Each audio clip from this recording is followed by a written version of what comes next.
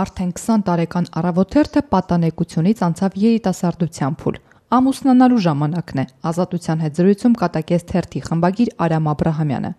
20 տարին փոքր թիվ չէ պատմություն կերտելու համար։ Խմբագիրն ընդունում է, քիչ չէին բաց թողումները, կան նաև նվաճումներ։ Տարեդարձի առթիվ այս օրերին գովեստի խոսքեր, բարձր գնահատականներ շատ են հնչում, սակայն փորձառու խմբագիրն իրեն շոյված է զգում, երբ լսում է «Ես առավոտցի եմ» արտահայտությունը, առավոտում այլևս չաշխատող մարդկանց շուրթերից։ Դա ինձ շատ է դուր գալիս եւ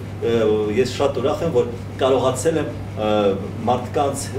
հետ պահպանել այդքան լավ հարաբերություններ, չգիտեմ, գուցե դա շատ մասնագիտական հարց չի, բայց մեր մասնագիտականը եւ ոչ մասնագիտականը շաղախված են իրար հետ։ Արդեն 2 տարի է, որ թերթը ոչ միայն ամենօրյա տպաքանակ է ապահովում, այլ նաև աշխատում է օնլայն ռեժիմով։ Սա ըստ թերթի խմբագրի կարելի է համարել բաց թողում։ Պետք է դեռ 5 տարի առաջ հասկանալ, թե ինչպիսի զարգացում կունենա էլեկտրոնային մեդիան եւ ավելի շուտ մտնել շուկա։ Չկա մտավախություն, որ այսօր այդքան տեմպով, այդքան արագությամբ զարգանում է էլեկտրոնային մամուլը, մի օր այս թերթը առհասարակ չբացվի եւ այս գործողությունը ընդհանրապես անիմաստ դառնա եւ թերթը այս տեսակով ամենայն դեպս վերանա։ Չեմ կարծում, ճիշտն ասած, հիշում եք Մոսկվան արդյունքներին չի հավատում ֆիլմը, այնտեղ օպերատորը ասում էր եւ 60 թվականին էր ասում, որ էլ ոչ մի բան չի լինի, գիրք չի լինի, թատրոն չի լինի, կինո չի լինի, կլինի մի ամբողջ հեռուստատեսություն, միշտ կլինի անհրաժեշտություն ավելի լուրջ ընթերցանության, գրքի եւ թերթի առումով, այսինքն թերթի եւ գրքի ընթերցանությունը անալիտիկ է, այսպես ասած կարելի ասել, իսկ կայքի դուք պարզապես հայացք եք գցում, դուք չեք տեքստի մեջ չեք խորանում։ Էլեկտրոնային մամուլի կտրուկ աճը դեռ չի խոսում որակի մասին, շարունակում է խմբագիրը, սակայն չի էլ հասկանում, երբ այսօր ով չի ալարում, լրագրողների վրա կեղտ է նետում։ Վիրավորանքների կիզակետում հիմնականում երիտասարդ լրագրողներն են։ Երիտասարդներին քննադատել ես ընդհանրապես չեմ ընդունում, ես դա համարում եմ կներեք բիձայական փնթփնթոց։ Այ մեր ժամանակ էսպես էր,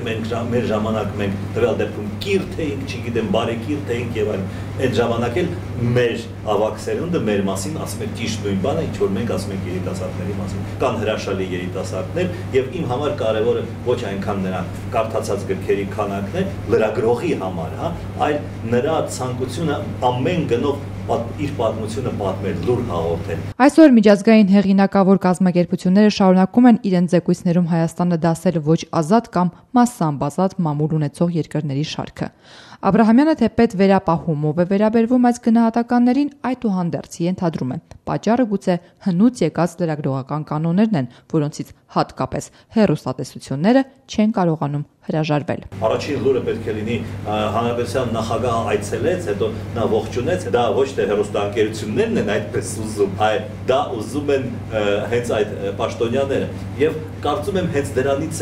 դրանով է պայմանավորված, որ ավելի մեղմ իհարկե քան ենթադրենք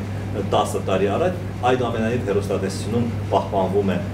գրաքննությունը։ Խոչընդոտը իշխանությունների ցանկությունն է։ Թերթ պահելն այսօր հեշտ գործ չէ, ընդունում է Աբրահամյանը։ Ծախսերը շատ են ու երբեմն անհրաժեշտություն է լինում դիմել օգնության, սակայն դա չպետք է վնասի թերթի հեղինակությանը։